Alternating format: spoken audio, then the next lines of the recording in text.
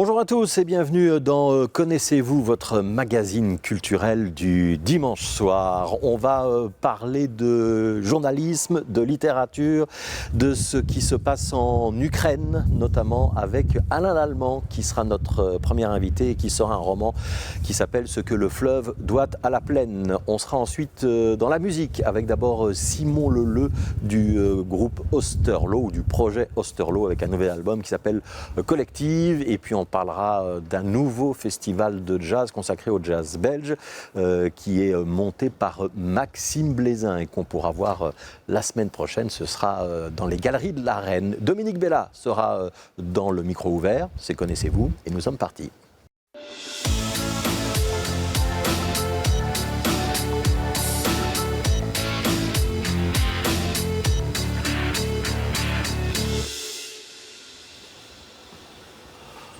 Bonjour Alain Lallemand. Bonjour. À la fois journaliste, grand reporter de guerre et aussi romancier, donc auteur de fiction. Est-ce qu'on peut dissocier les deux exercices chez vous ou est-ce qu'ils sont intimement liés ? Mais je pense que j'ai toujours voulu, en tout cas, me mettre sur du long format, sur du livre. Alors, vous connaissez ce dilemme. Cela semble improbable de passer sa vie à essayer de raconter le réel, de raconter le monde tel qu'il est, et puis, par ailleurs, de se mettre un jour, tout d'un coup, à écrire des romans, donc à s'écarter du réel. Mais c'est un paradoxe qui n'est qu'apparent, parce qu'en fait, on se rend vite compte que le roman, c'est quelque chose de très puissant pour expliquer le réel. Et donc, je dirais que le roman est la prolongation du journalisme. Le roman, c'est un format inaccessible aux journalistes, première chose. Le roman, c'est une manière de donner à la réalité, de lui restituer non seulement ses notes, mais aussi toutes ses harmoniques, ce qui est rarement le cas de ce qu'on peut faire en journalisme. Et puis, le roman, c'est aussi laisser parler quelque chose que l'on retient généralement en journalisme, qui est l'émotion et ce qui n'est pas formulable. Quand vous êtes en correspondance de guerre, à une fin de journée en correspondance de guerre, vous savez exactement ce que vous devez écrire. Vous avez vu tellement de souffrances, vous avez vu tellement de difficultés. C'est très simple. Les mots vous viennent et il y a toujours trop peu de place pour expliquer les choses. Et puis, il y a une série de choses que vous n'avez pas comprises. Et ces choses-là, vous les gardez dans votre tête 6 mois, 1 an, 5 ans. Et puis, la seule manière d'expliquer a posteriori avec du recul ce que vous n'aviez pas compris et que vous commencez dans votre subconscient à organiser, c'est le roman. Le roman, c'est une manière de se dire « Ok, qu'est-ce que je n'ai pas compris ? Quelles sont, non pas les réponses du journaliste, mais les questions du romancier ?» On aligne les questions, on fait courir les personnages à travers ces questions et on arrive à quelque chose qui, on ne sait pas d'où ça sort. C'est quelque chose qui a une vérité propre, qui n'est pas dissible dans un journal ou dans une émission télévisée. C'est autre chose. C'est pas qu'une question de format. C'est pas juste la différence entre, par exemple, une chanson de 3 minutes et une symphonie d'1 heure et demie. C'est aussi une question de, non pas de point de vue, mais de ce qu'on raconte, finalement d'une autre manière, d'une autre vérité et d'une autre manière de percevoir les choses. On va parler de l'Ukraine dans un instant et plus précisément de la Crimée, parce que c'est là-dessus qu'on va parler que par votre roman. Est-ce que vous avez compris des choses sur la Crimée que vous n'aviez pas comprises lorsque vous y étiez en tant que correspondant de guerre ? Absolument, absolument. D'abord parce qu'il faut bien comprendre que lors de la crise de Crimée, le correspondant de guerre que je suis ne reste qu'une poignée de jours. Les autorités russes ne nous laissent pas rester davantage. Mais je sors de là par le dernier avion avant fermeture de l'espace aérien et j'emporte avec moi toute une série d'interrogations. Des interrogations qui vont me pousser à lire, à essayer de comprendre, à comprendre ce que sont ces peuples que j'ai juste croisés, comprendre quelles sont ces interrogations, ces dilemmes, ces craintes de personnages réels que j'ai croisés, mais que je n'ai pas pu restituer dans les colonnes de mon journal. Et c'est en travaillant là-dessus, en compostant en quelque sorte, en faisant une sorte de fumier de tout ce que vous avez accumulé, des réponses que vous essayez de trouver à vos questions, qu'à un moment vous vous dites « Ok, je vais partir de personnages concrets », non pas de personnages réels, mais de personnages qui sont dans des situations qui m'ont semblé étonnantes, et je vais essayer de les faire évoluer ensemble pour en montrer toute la richesse. Et puis tout d'un coup, il s'organise, se passe un récit, et ce récit, c'est une peinture de la Crimée. Alors évidemment, quand vous avez terminé le récit, vous vous dites, mais est-ce que c'est bien un reflet honnête du réel, puisque ce n'est qu'un roman? Eh bien, vous seriez étonné. Je suis moi-même toujours étonné de voir tout ce que j'ai retenu, tout ce que j'ai assimilé, sans pouvoir toujours le formuler. Il y a un processus presque psychanalytique dans ce que vous êtes en train de nous expliquer. Le divan, très peu pour moi. Mais oui. Par contre, j'ai bien compris qu'il faut laisser parler son affect, qu'il faut bien retourner à tous les détails de ses carnets de notes, et se dire, ok, je mets tous les petits détails qui pour moi sont insignifiants, je les mets ensemble,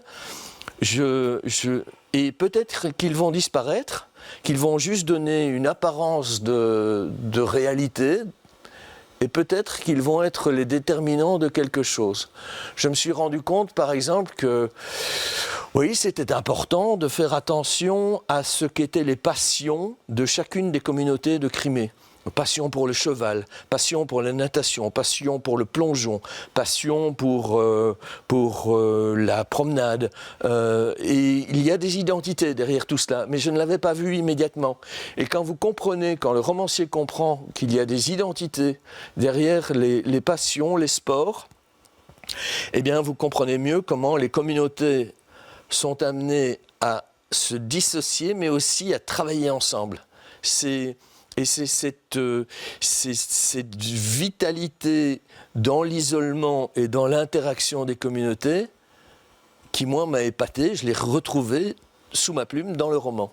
Alors, je vais vous proposer de vous asseoir, si vous avez envie de vous asseoir à l'allemand, juste à côté de votre livre, si vous le voyez, voilà, devant le dossier, ce sera parfait. On vous présente, pour ceux qui ne vous connaîtraient pas, journaliste au soir, combien de temps?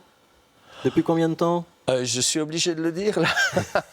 Depuis toujours? Non, pas depuis toujours, disons depuis 34 ans, oui. Ouais. Vous avez écrit sur beaucoup de sujets. Vous avez notamment beaucoup travaillé sur les milieux mafieux, le grand banditisme, notamment sur la mafia russe. Ça vous a d'ailleurs valu quelques ennuis. Vous avez dû à un moment faire un pas de côté pour des raisons de sécurité. Et puis après, vous avez travaillé dans plusieurs services au soir. Et puis notamment, vous avez été envoyé sur des terrains de guerre. Et notamment, vous étiez donc en Crimée lors de l'invasion de la Crimée par les forces russes. On va y revenir dans un instant.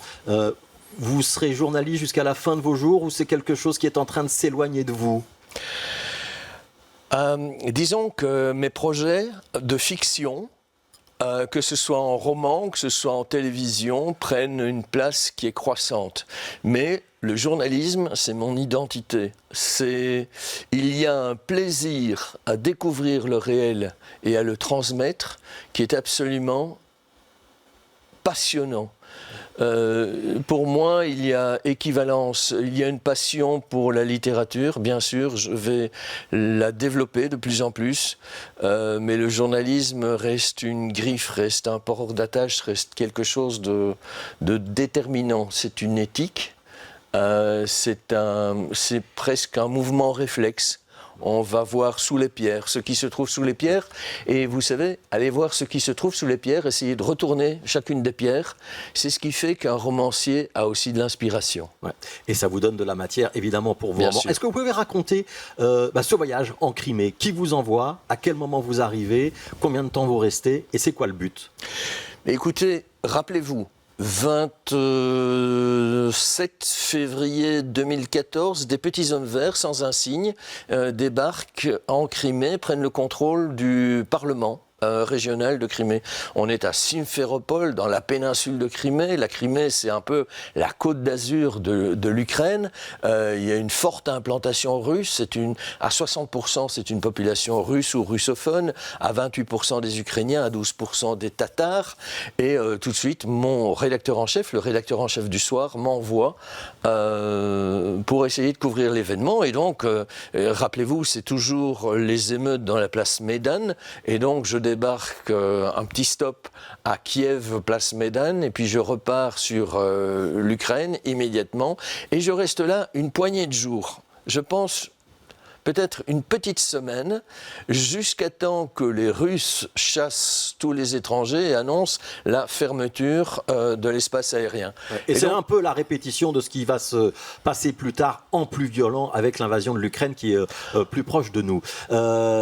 Juste une précision, Tatars, ça il faut expliquer pour le grand public. Qui sont les Tatars ? Les Tatars sont venus dans la péninsule de Crimée avec Gengis Khan. Et ils vont être rapidement les victimes de l'impérialisme russe, c'est-à-dire qu'au XVIIIe siècle, la Grande Catherine va provoquer la confiscation des terres. Les Tatars vont être mis dans un système de servage. C'est donc une population musulmane qui est très proche de Constantinople.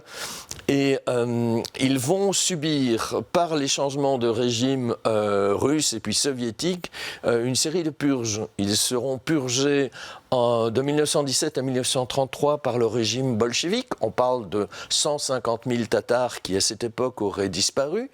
Donc, ils avaient déjà perdu leurs terres et ils commencent à disparaître en masse. En 1944, Staline les épure à nouveau, les force à l'exil. On voit partir 200 000 Tatars. Et puis, il y a cette opération dont on a peu parlé, que moi j'ai couverte, donc qui est cette invasion russe de la Crimée. Au moment de l'invasion russe, il en reste à peu près 280 000 sur la péninsule et aujourd'hui, ils ne sont plus qu'environ 150 000. Ils vont être arrêtés, ils vont être torturés, lynchés, déportés, beaucoup vont s'enfuir. Donc c'est un peuple qui est véritablement opprimé, qui est vu comme étant un peu mais vous savez, l'étranger éternel. Ouais. Et votre roman, il commence d'ailleurs avec avec des meurtres de Tatars. C'est ce qui va lancer un petit peu l'intrigue. Ce qui est très fort dans votre roman, ce que le fleuve doit à la peine, Alain Lallemand, c'est cette description des communautés, en fait. On a les Tatars, on a les Ukrainiens, on a les Ukrainiens russophones, et puis on a les Russes, évidemment. Et c'est toute cette société que vous décrivez. On va juste dire un mot de deux héros. Il y a deux personnages masculins dominants, il y a des personnages féminins, il y a beaucoup de personnages. Donc c'est un roman foisonnant. Voilà, avec beaucoup de points de vue qui s'expriment. Mais il y a Kash et Oleg. Donc l'un est tatar, l'autre est un Ukrainien russophone avec des ancêtres cosaques. Ça a son importance dans l'intrigue. Ce sont des personnages qui sont inspirés de personnes que vous avez rencontrées, ou là il y a de la fiction dans ces deux personnages ? C'est absolument deux personnages de fiction, parce qu'évidemment ce sont des synthèses, mais ce sont des personnages de fiction. Kash est un homme de fête équestre, c'est un homme de cheval, c'est le jeune homme qui domine la plaine. Donc lui c'est le tatar, hein ? Voilà, lui c'est le tatar. C'est même le descendant, ligne directe des chefs du grand Khan, de ce qui était avant le Khanat de Crimée. Donc c'est quelqu'un qui a un rôle, une position extrêmement intéressante, importante dans la communauté tatare. Et puis il y a face à lui son ami d'enfance qui s'appelle Oleg, qui est ukrainien de passeport, russophone culturellement. Le grand-père était un cosaque du Kouban, donc c'était vraiment la grande figure mythique. Et lui, c'est un passionné de l'eau, la nage en eau glacée. Et son grand rêve, ce serait d'aller se confronter à ses amis russes dans les compétitions de nage en eau glacée à Saint-Pétersbourg ou Arkhangelsk. Et ces deux amis, évidemment, vont être déchirés par cette invasion russe qui se produit en 2014. Ce qui est intéressant, c'est de voir comment, évidemment, l'un qui représente la plaine, l'autre le fleuve, sont obligés par amitié, par loyauté et par les faits, à vivre ensemble, à coopérer, à essayer de maintenir leur amitié. Et vous savez, un fleuve, ça peut toujours déborder, ou ça peut toujours s'assécher. Mais il y a quelque chose de permanent, c'est que sur les rives du fleuve, vous avez toujours la plaine. La plaine, le fleuve sont toujours juxtaposés. Et ce que le fleuve doit à la plaine, c'est lorsqu'il déborde, lorsqu'il y a des événements comme cette crise incroyable de 2014, c'est la plaine qui encaisse, évidemment. C'est elle qui prend tous les coups. Mais le fleuve ne peut pas se séparer de la plaine. C'est le sens du titre de ce roman. Voilà. Et puis il y a aussi une relation amoureuse avec deux sœurs qui sont en lien avec ces deux jeunes hommes. Et puis il y a surtout toute cette description très détaillée, très fouillée de comment fonctionne cette société ukrainienne, en tout cas la péninsule de Crimée et les rapports entre les différentes communautés. On y reviendra peut-être tout à l'heure dans le courant de cette émission, Alain Lallemand. Je voudrais qu'on dise un mot du style. Il y a à la fois les ingrédients d'un polar, il y a des meurtres là-dedans, il y a des ingrédients d'un polar politique, puisqu'on est effectivement aux prises avec l'histoire. Il y a quand même l'arrivée de ces petits hommes verts que vous avez décrits tout à l'heure. Et il y a en même temps, je trouve dans votre écriture, le souci de prendre son temps. On n'est pas dans une écriture de polar à l'efficacité. On a le sentiment que votre plaisir à vous, c'est la description. Le temps d'aller dans les détails. Il y a par exemple une description d'une course équestre où les deux jeunes garçons se mesurent au début. Puis après, il y a des funérailles. Il y a vraiment beaucoup de scènes que vous aimez décrire dans la longueur. Vous êtes d'accord ? Absolument. On dit qu'il y a des écrivains musiciens. Ce sont d'ailleurs de plus en plus des écrivains qui vous donnent la bande-son, la piste-son de leur écriture à la fin du roman. Moi, je ne suis pas du tout un écrivain musicien, moi je suis un écrivain peintre. Si je vais voir une exposition de peinture, je comprends que je n'ai pas la même expression, mais c'est la même démarche. Je suis dans la description, éventuellement dans le repentir, dans le fait de pouvoir manier la pâte et la palette de couleurs.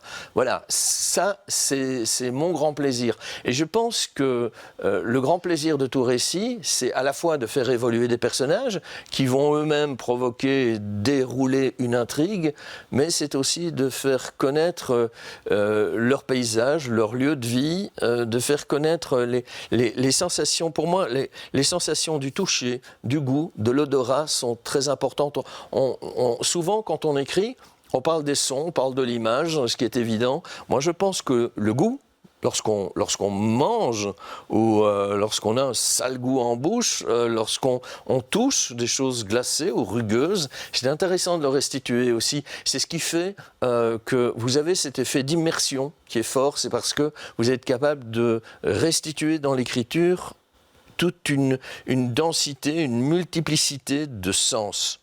Et ça, pour moi, ça c'est véritablement mon grand plaisir, oui. Ça s'appelle donc « Ce que le fleuve doit à la plaine » et c'est un roman qu'on recommande d'abord aussi d'un point de vue journalistique et historique, parce que ça nous permet de nous remémorer ce qui s'est passé il n'y a pas si longtemps en Crimée, et ça a évidemment beaucoup de résonance avec ce qui se passe en ce moment en Ukraine, et aussi parce que c'est une histoire magnifique avec des descriptions qui valent la peine d'être lues. Alain Lallemand, à votre gauche, il y a le livre que vous avez publié, vous pouvez le soulever, vous le connaissez. En dessous le livre, il y a un CD. Est-ce que vous pouvez le prendre? Est-ce que vous pouvez deviner de quoi ça parle et me dire ce que vous en pensez, rien qu'avec l'objet? Eh bien d'abord, je vous ai dit que j'étais un écrivain peintre. Il y a d'abord les couleurs. Il y a cette absence de violence. Il y a cet aspect qui est à la fois industriel et organique. Il y a la volonté, par la gamme des couleurs, de faire dans la nuance, de faire dans le vivant. Et puis, il y a ce mot qui attire mon attention, qui est collective. Collective, ça, pour moi, c'est déjà un bon départ. Je vous ai parlé dans l'introduction du roman de la manière dont les communautés doivent vivre ensemble. Je pense qu'il y a toujours plus dans deux têtes que dans une, et dans quatre têtes plus que dans deux. Je vois qu'ici, il y a du beau monde. Eh ben, on va essayer d'en savoir plus. Si vous êtes d'accord, on va accueillir Simon Leleu. Bonjour.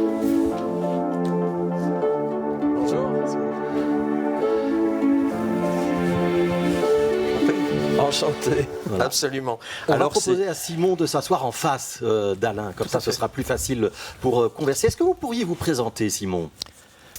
Oui, bien sûr, enchanté Alain. Donc moi c'est Simon, je suis musicien et alors au sein de ce projet Osterlo Collectif, je suis également compositeur et directeur artistique on peut dire. Et donc voilà, l'instrument que je pratique ce sont les percussions du Moyen-Orient. Je suis tombé dedans enfant, c'est le seul instrument, le premier instrument que j'ai abordé et le seul qui m'a nourri et habité jusqu'à aujourd'hui. Est-ce que ce que Alain l'Allemand a expliqué sur la Crimée, les Tatars, ça vous parle ? Est-ce que c'est un monde que vous connaissez, par exemple ? Alors, c'est un monde que je connais peu. Ce qui me parle beaucoup, c'est toute la multitude au niveau des populations, la manière dont tout le monde se rencontre, la manière dont on cherche à comprendre aussi les fonctionnements des uns et des autres, etc.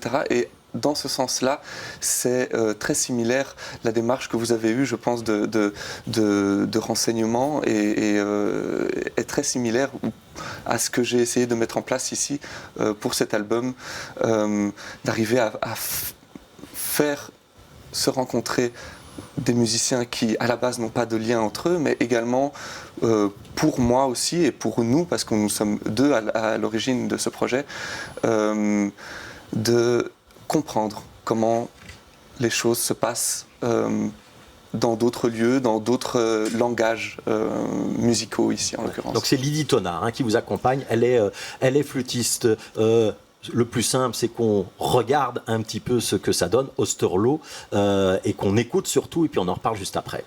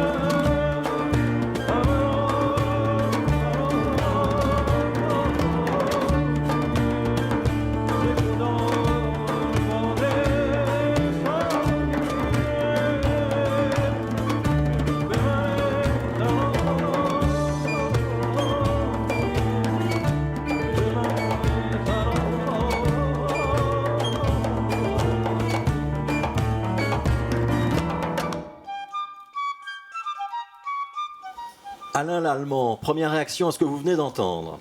Alors, on est sur la même planète. Je vais vous dire pourquoi. Moi, je pense que c'est très important d'aller voir le très loin.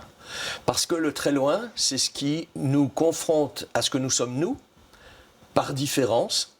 C'est d'abord ce qui nous apprend le plus, évidemment, puisque la densité de ce qu'on apprend quand on est dans l'inconnu parfait, c'est 100%. Et à la longue, c'est aussi ce qui nous permet de nous construire le mieux.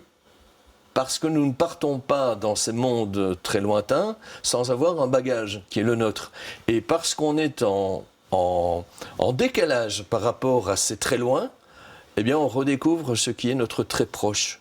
Donc je pense, dans ce qu'on appelle généralement les musiques du monde, on ne se dissout pas. Curieusement, on prend sa place et on se densifie. C'est-à-dire que quelque part, on redécouvre ce qui fait que nous sommes ce que nous sommes. Moi, c'est en étant reporter, en traversant les déserts ou en regardant les populations, que j'ai compris que je suis, oui, un Européen occidental de culture française, sans doute d'éducation catholique, et je suis surtout un homme de l'eau et de la pluie. Ça, c'est très important. Je ne suis pas un homme des montagnes, je ne suis pas un homme de la plaine, je suis un homme des collines. Bah oui, je suis quelque part un Belge francophone. Mais ce n'est pas la définition qu'on en donnerait généralement. Et il y a quelque chose dans le contact à l'autre qui fait qu'on se découvre soi. et la place qu'on peut prendre. Et évidemment, on apprend aussi et on est modifié par le contact à l'autre, évidemment. Mais on n'en oublie pas pour autant ce qui fait notre spécificité et ce qui fait notre richesse qu'on peut alors partager. Simon Leleu, on va expliquer un petit peu ce projet. On a bien compris qu'on est dans le métissage, dans le mélange. Et pouvez-nous détailler d'où viennent les différents musiciens qui sont avec vous et les instruments qu'on a vus dans cette petite vidéo? Oui, alors en effet, vous l'avez extrêmement bien décrit, mieux que je pourrais sans doute jamais le faire, parce que pour moi tout se passe dans la musique et dans les notes, donc dans le non-verbal. Mais donc merci pour ce descriptif, je pense que c'est très juste. Il y a quelque chose de l'ordre du rapport au très lointain, mais également du rapport dans le très proche, parce que ici dans ce projet-ci, ce sont tous des musiciens qui sont présents sur le sol belge et plus particulièrement à Bruxelles. Et donc c'est vraiment pour moi une vraie représentation de la manière dont moi j'ai évolué en tant que musicien, qui s'est constamment fait dans la rencontre. Et donc au sein de ce projet, nous avons des musiciens tout à fait extraordinaires venus et qui maîtrisent des langages musicaux en fait très différents les uns des autres. Nous avons évidemment donc mon ami avec qui nous travaillons depuis 10 ans sur ce projet Osterlo, d'abord en duo et puis ici en collectif, qui est Lydie Tonard, qui est flûtiste, qui joue de la flûte tout à fait classique, mais qui ne la joue pas du tout de cette manière-là. Nous avons Shahab Azinmer, qui est un musicien iranien arrivé il y a quelques années en Belgique et que j'ai eu la grande chance de découvrir via une association qui s'appelle Musique Publique, qui fait la promotion de tout ce qu'on appelle les musiques du monde à Bruxelles, en Belgique et à l'international. Il y a Bao Sissoko, que j'ai connu par le même biais, qui est un musicien sénégalais qui joue la kora et qui chante également. Shahab Azinmer, dont je parlais avant, joue le setar, ce petit instrument à cordes, et c'est un chanteur aussi iranien. Il y avait Aki Sato. Alors Aki est une musicienne japonaise qui joue le koto, cette sitar sur table à cordes qu'on pince avec des onglets, et qui joue également le shamisen et qui chante. Une technique vocale évidemment complètement différente de la musique iranienne ou de la musique africaine. Il y a ensuite Vincent Noiret, qui est un musicien, je pense que beaucoup de monde connaît ici en Belgique, un contrebassiste qui a cette capacité à pouvoir tous nous ancrer et nous stabiliser dans cette rencontre que nous mettons en place. Célestin Massot, qui est un jeune pianiste jazz absolument incroyable. Et enfin Osvaldo Hernandez, qui est un musicien mexicain et qui est percussionniste. Ouais. Et qui Mais chante alors Simon Leleu, moi je veux quand même vous poser une question. Comment on a l'idée un jour de rassembler une kora, un koto, un piano, bon les percussions ça c'est peut-être plus facile, mais quand on parle de musique du monde, habituellement on se concentre sur une partie du monde, et vous mélangez tout. Ça vient comment cette histoire ? Alors, pour moi, c'est un processus un peu naturel, parce que étant inscrit dans ce qu'on appelle les musiques du monde depuis le début, cette idée de rencontre, elle a toujours été présente depuis l'adolescence et même depuis l'enfance, parce que je pratique des instruments qui ne sont pas directement ancrés dans la tradition occidentale, on va dire. Mais c'est facile de convaincre une musicienne japonaise de jouer avec un musicien iranien, et puis on rajoute des Belges, des Mexicains.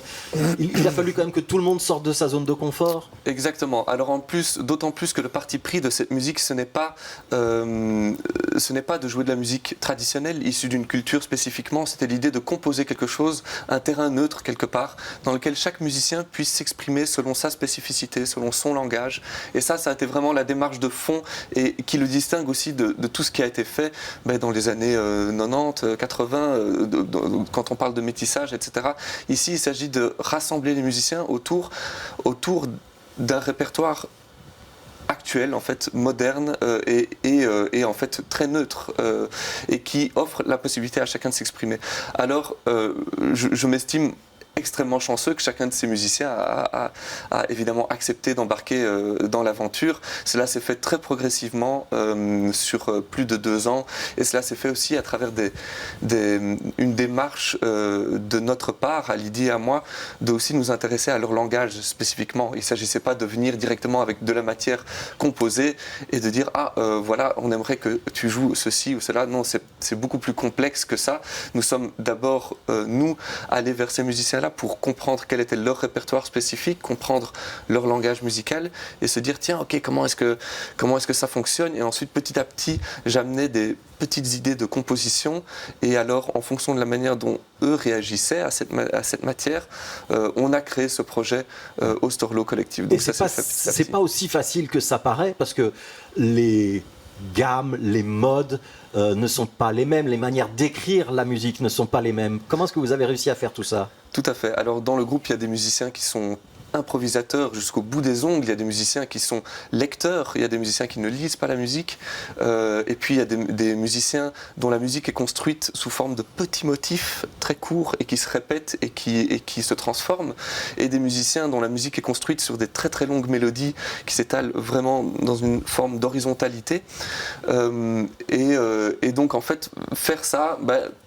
je l'ai dit précédemment, c'était du temps, de l'écoute, beaucoup d'écoute, de comprendre comment chacun fonctionne, la spécificité du langage que chaque musicien maîtrise, mais aussi la spécificité de l'artiste en question, la personnalité du musicien, et trouver quelque chose qui permet de nous rassembler en fait. Ouais. On voit bien, Alain Lallemand, vous voyez peut-être la correspondance avec ce que vous avez décrit sur les communautés qui se mélangent, qui se répondent, les échanges, les histoires d'amour aussi d'une communauté à l'autre dans un lieu géographique précis. J'ai quand même envie de vous poser une question, Alain Lallemand. On vient de parler de mélange, de métissage. Ce que le fleuve doit à la plaine, est-ce que vous pourriez imaginer écrire le même type de roman sur la Belgique et sur nos relations entre francophones, néerlandophones, germanophones, européens, eurocrates, etc., etc. Et tous les amis de Simon Leleu qui font partie de ces 182 nationalités qui sont à Bruxelles? Absolument, absolument. Et c'est d'ailleurs quelque chose que j'ai dans la tête. Mais le projet est tellement immense sur un pays comme la Belgique. Et il vous demande non pas de partir maintenant du 21e siècle, il vous demande presque, c'est en tout cas ma réflexion, de partir de l'ancien régime. Nous ne sommes pas un pays uni. C'est facile de le dire de la Flandre, il y a ce nationalisme flamand, mais en fait la Flandre reste un puzzle. C'est la même chose la Wallonie, et c'est la même chose pour Bruxelles. Ce puzzle est évolutif, et si vous voulez restituer toute la richesse de ce puzzle, il faut remonter, je pense, à l'ancien régime, juste pour donner de la profondeur. Alors je ne sais pas encore sous quelle forme je dois le faire, mais je sais qu'il faut faire jouer déjà les sensibilités locales. Je dis dans mon livre, ce qui est important, me semble-t-il, lors de cette invasion, je me suis rendu compte que les gens disaient « moi je suis de la montagne, moi je suis du fleuve, moi je suis de la plaine, moi je sais... » c'est dans mon identité que je suis né au croisement d'une rivière et d'un ruisseau à l'ombre d'une colline. Eh bien, je pense que c'est la même chose chez nous. Il y a ceux d'un côté ou de l'autre du canal, c'est facile à dire, mais il y a beaucoup plus que cela. Il y a les parcours, il y a les chocs de culture, il y a toute une richesse qui demande à être explorée, non pas avec des idées reçues, mais avec une véritable profondeur historique. Voilà.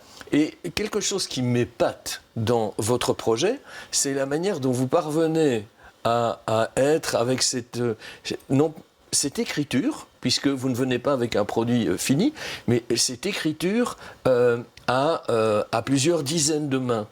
Et on est tous avec des rythmes et des projets différents, des musiques différentes, des instruments évidemment différents. Et il semble que le seul diapason, si je peux utiliser cette image, c'est la contrebasse, quelque part. C'est cette note basse qui donne qui est un peu l'arbitre. Comment ça se passe? C'est lui qui règle le tempo, qui parvient à ajuster les pièces? C'est curieux que vous en parliez parce que, en effet, quand on est sur scène, la contrebasse a un rôle central qui visuellement est très fort aussi. Au niveau rythmique, il y a toute une section rythmique parce qu'il y a évidemment la contrebasse, il y a 2 percussionnistes, moi-même et Osvaldo Hernandez. Et puis alors, nous avons des instruments qui sont très rythmiques comme la kora, issu de l'Empire mandingue et qui est un instrument très très rythmique à la base. Donc le rôle rythmique est distribué en soi, mais c'est vrai que la contrebasse a un rôle qui fédère les énergies. D'une certaine manière. Et les énergies sur scène circulent par le biais de la contrebasse. Après, la contrebasse est un instrument qui n'est pas du tout présent ni dans la musique orientale iranienne, persane, ni dans la musique japonaise, ni dans la musique africaine. C'est vraiment un instrument qu'on retrouve en Occident et dans les musiques plus jazz et ce genre de choses.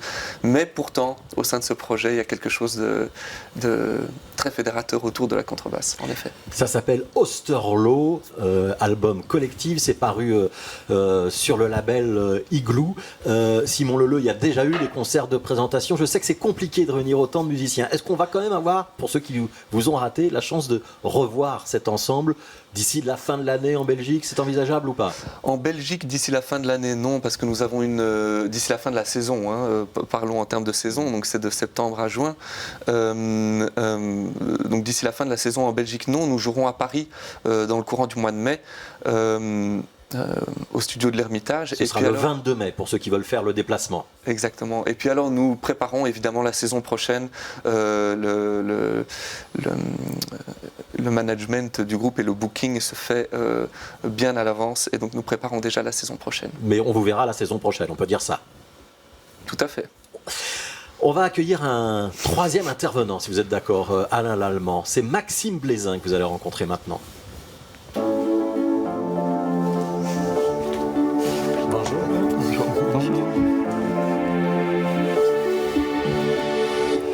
Maxime Blaisin, est-ce que vous vous demandez qu'est-ce que je fais là? Ou est-ce que vous vous dites, ben non, les deux lascars à ma droite et à ma gauche, ils ont un peu les mêmes aspirations que moi?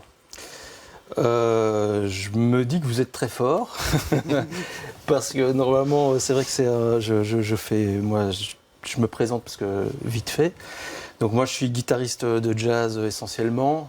Et je joue et je chante et là, je comprends tout à fait pourquoi je suis invité aujourd'hui.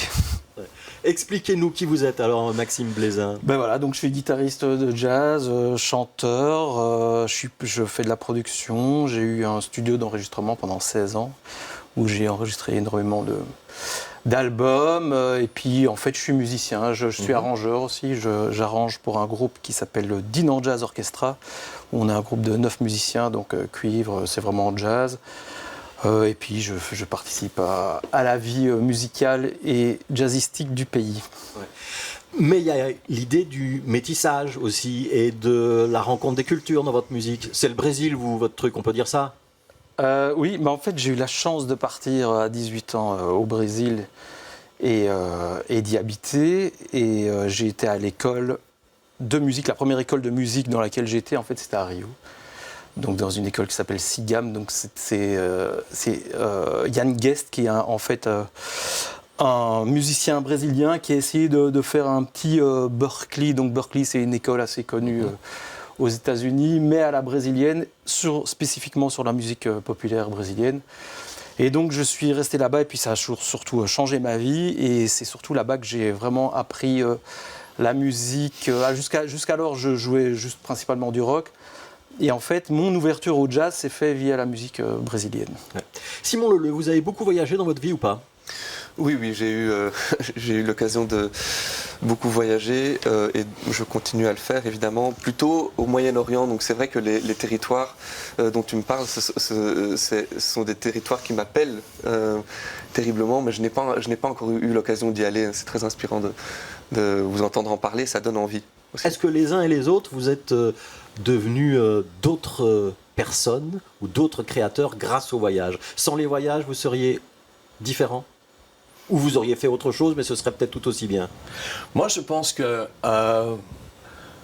La rencontre, puisqu'on parle de Rio, la rencontre avec Rio, le blond, évidemment le Christ, ça m'a déterminé sur un ouvrage que j'ai adoré écrire et qui était Et dans la jungle, Dieu dansait. Je pense qu'on apprend toujours. Comme on le disait tout à l'heure, c'est dans la rencontre qu'on s'identifie le mieux, qu'on trouve sa force et sa solidité, mais on apprend aussi, on devient différent. Je pense qu'il y a une richesse. Voilà, on vient d'expliquer à quel point la rencontre avec Rio, mais aussi tout l'arrière-pays, je suppose, hein, les territoires miniers, voilà, c'est un pays continent déjà, le Brésil, et donc on pourrait y passer toute une vie à circuler. Et heureusement, c'est un pays carrefour aussi. On est à Rio, on est le long de la plage et on entend parler dans tous les idiomes. Il n'y a pas juste que le portugais, il y a d'autres choses qui s'échangent. Et puis, il y a ces élans de cœur, ces élans qui soient musicaux, artistiques. Je me rappelle de ce fameux slogan à Rio, Mas amor, per favor, qui est vraiment le cœur battant de cette ville. Formidable, hein. C'est un truc, on se dit, wow, c'est presque mieux que Bruxelles. Alors, il y a les mots d'Alain Lallemand. Je propose qu'on mette sur les mots d'Alain Lallemand la musique de Maxime Blaisin. C'est un projet qui s'appelle Choraz. On écoute, on en reparle après.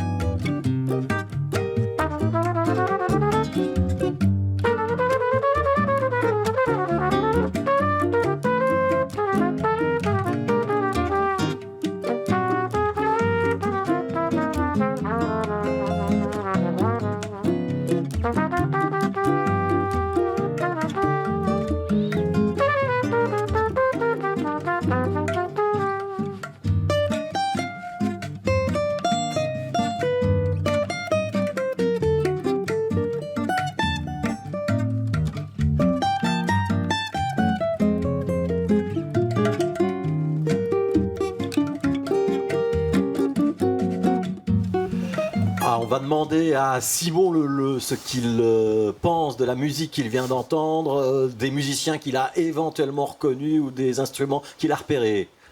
Oui, j'ai reconnu plusieurs musiciens que je connais évidemment. Ce qui me saute aux yeux directement, aux oreilles plutôt, c'est la finesse du jeu. On est dans quelque chose de très fin, dans des sons très petits et en même temps quelque chose de très présent. Il y a énormément de caractère dans cette finesse extrême.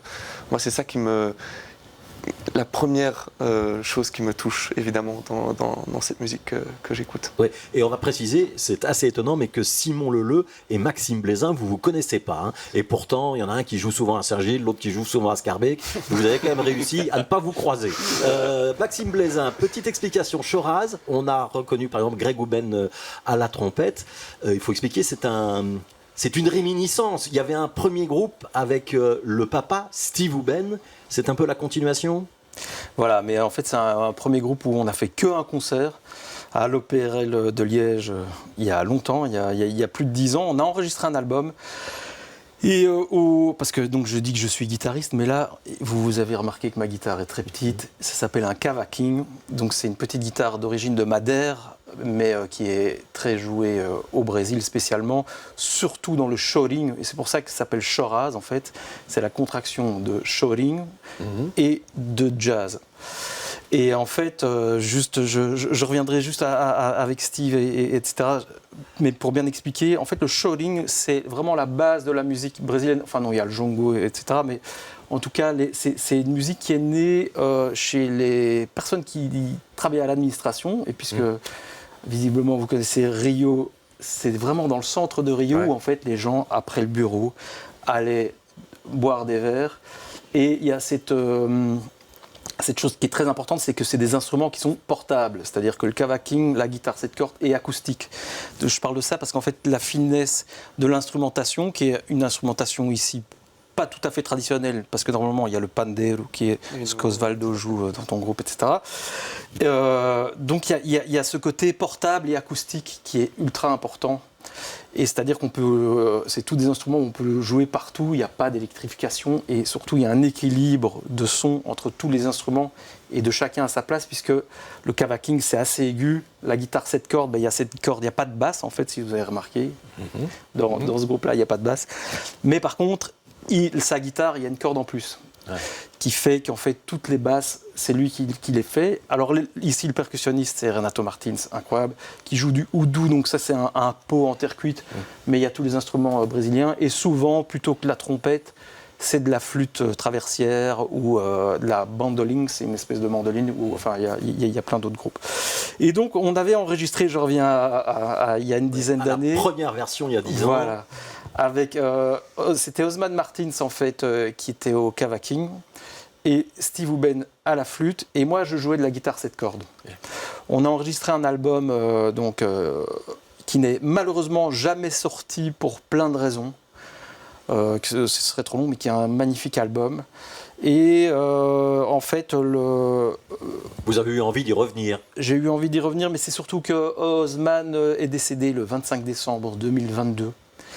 Et que j'ai été dans mes vieux tiroirs, dans mon studio, et que j'ai été réécouter cet album, et je me suis dit non, c'est pas possible, il faut absolument faire quelque chose. Mais je voudrais vraiment... donc moi en fait, Osman c'est quelqu'un qui m'a beaucoup appris, moi je jouais pas du tout du cavaquinho, en fait je l'ai acheté en novembre ce cavaquinho, mais je l'ai tellement entendu parce qu'en fait j'habitais au-dessus de chez lui, et donc pendant des années.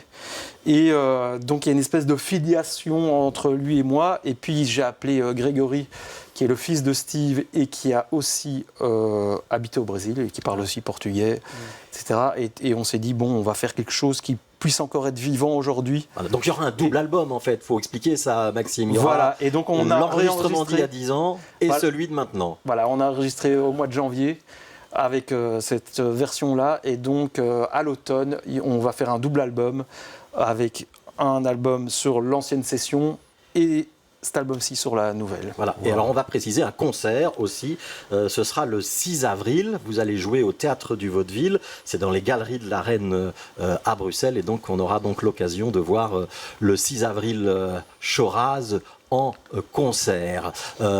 Donc date à noter. On va écouter une autre musique.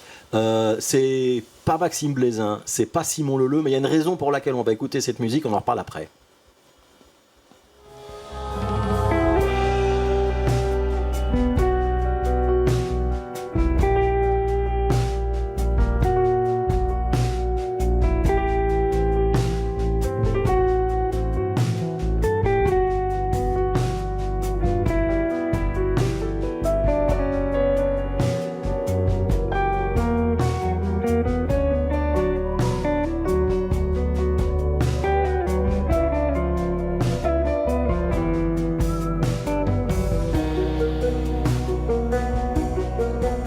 vient d'entendre le guitariste Lorenzo Di Maio pour que Maxime Blaisin nous parle de Lorenzo et de plein d'autres choses, parce que vous ajoutez une corde supplémentaire à votre arc, vous êtes maintenant organisateur d'un festival. Racontez-nous ce qui va se passer dans quelques jours à Bruxelles, Galerie de la Reine.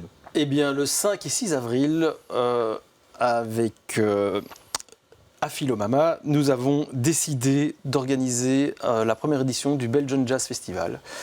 Et donc, évidemment, c'est pas que des musiciens belges, ça s'appelle Belgian Jazz. En fait, on a décidé de réunir des musiciens qui sont résidents en Belgique, justement pour montrer toute la richesse et la diversité du pays. Mais en fait, il fallait faire une émission de 3 heures, parce que là, c'est un peu frustrant, parce qu'on arrive déjà à la fin. On aurait pu en parler pendant très très longtemps. Mais donc, je pense que la Belgique, c'est vraiment un carrefour important en Europe, justement, d'étudiants qui viennent de partout dans le monde et d'avoir ce mélange et cette diversité. On s'est dit, il faut qu'on honore ça. Et donc, on a décidé d'organiser un festival au Théâtre du Vaudeville, donc dans les Galeries de la Reine, le 5 et le 6, avec le premier jour Nathalie Laurier en trio et ensuite Igor Géno en quintette. Et le jour d'après, Bardefort, Victor da Costa Quartet. Victor da Costa qui est un guitariste brésilien qui habite en Belgique depuis 30 ans, je crois. Après Lorenzo Di Maio avec Wajdi qui est d'origine tunisienne. Et, enfin, de toute façon, il y a des gens de partout. Avec Igor Géno, il y a Umberto Odon qui est un batteur italien, Sal La Rocca, enfin je vais oublier plein de monde. Et puis alors nous, avec le groupe où il y a donc Renato aussi d'origine brésilienne, Steve et Pierre Gillet, qui, comme son nom ne l'indique pas, est d'origine brésilienne, en fait. Et donc voilà, c'est la première édition. Donc je vous invite à venir. On va passer un très bon moment et surtout un moment d'échange et d'avoir ce cadre un peu familial dans ce magnifique théâtre et de pouvoir écouter de la musique et aussi discuter et faire plus ample connaissance. Voilà, le 5 et le 6 avril au Théâtre du Vaudeville, et on peut aller sur le site du festival belgianjazz.com si je ne me trompe pas, pour avoir tous les renseignements. Est-ce qu'Alain Lallemand et Simon Leleu relèvent l'invitation ? Absolument, absolument, parce que j'ai moi été sidéré par la vitalité de la musique et de la communauté sud-américaine ici à Bruxelles, et je trouve que c'est un sous-continent qu'on n'explore pas assez. Je veux dire, il y a la Colombie avec sa musique qui est plus lourde, il y a tout le Brésil, il y a l'Argentine. L'Argentine, c'est passionnant au niveau musical, ce qui se passe à Buenos Aires et sur l'avenue de Floride, c'est juste, on en parle beaucoup, mais il faut le vivre, quoi. Alors merci à tous les trois d'avoir participé à cette émission. Il y a donc le roman d'Alain Lallemand à dévorer. Il y a l'album de Simon Leleu et Osterlo Collective à savourer. Et il y a Maxime Blaisin à aller applaudir sur scène bientôt, en attendant l'album pour dans quelques mois. Merci à tous les trois. On va se quitter avec un micro ouvert. On va retrouver Dominique Bella qui a préparé un texte pour nous. Ça va parler d'Europe et d'immigration. Dominique Bella.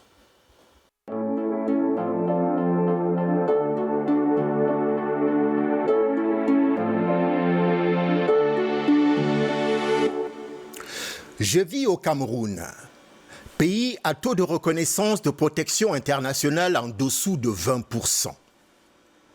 Si ma famille et moi débarquons ici en Belgique en quête d'asile, nous serions immédiatement arrêtés et conduits dans un camp de détention et soumis à une procédure d'asile express, c'est-à-dire 12 semaines, et un seul moyen de recours. Mon fils et ma fille de 13 ans, eux aussi, seraient arrêtés et détenus dans les mêmes conditions. C'est quand même assez grave d'arrêter des enfants, d'enfermer des enfants, me diriez-vous. Nous ne pouvons pas accueillir toute la misère du monde. Il faut une politique d'asile associée à une gestion plus rigoureuse des frontières pour mener une lutte acharnée contre l'immigration irrégulière. Une politique d'asile qui offre une protection à ceux qui fuient réellement la guerre et les persécutions. C'est entre autres buts poursuivis par le nouveau pacte de l'immigration et de l'asile. C'est un document avant-gardiste.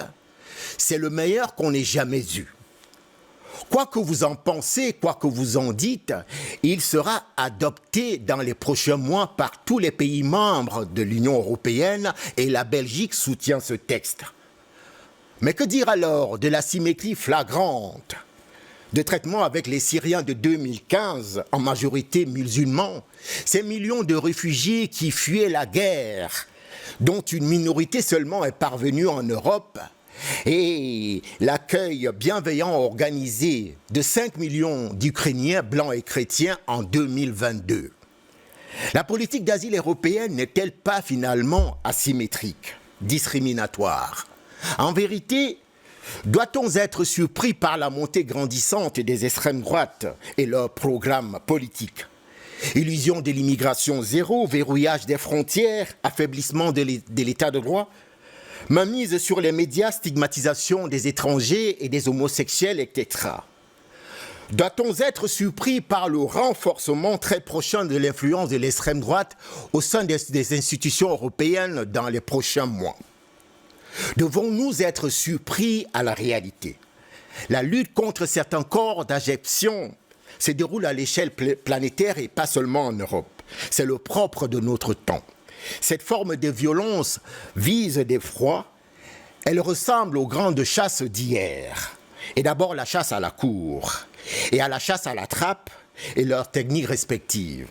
La recherche, la poursuite, la traque et le rabattage d'animaux traqués, jusqu'à leur encerclement, leur capture ou leur abattage, avec l'aide des chiens d'ordre et des limiers, mais elle fait également partie d'une longue partie de chasse à l'homme.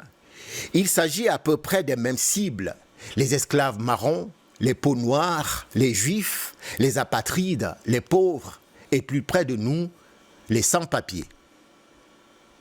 C'était Dominique Bella et c'était la conclusion de notre émission pour aujourd'hui. On vous remercie d'avoir été là et on vous donne rendez-vous la semaine prochaine.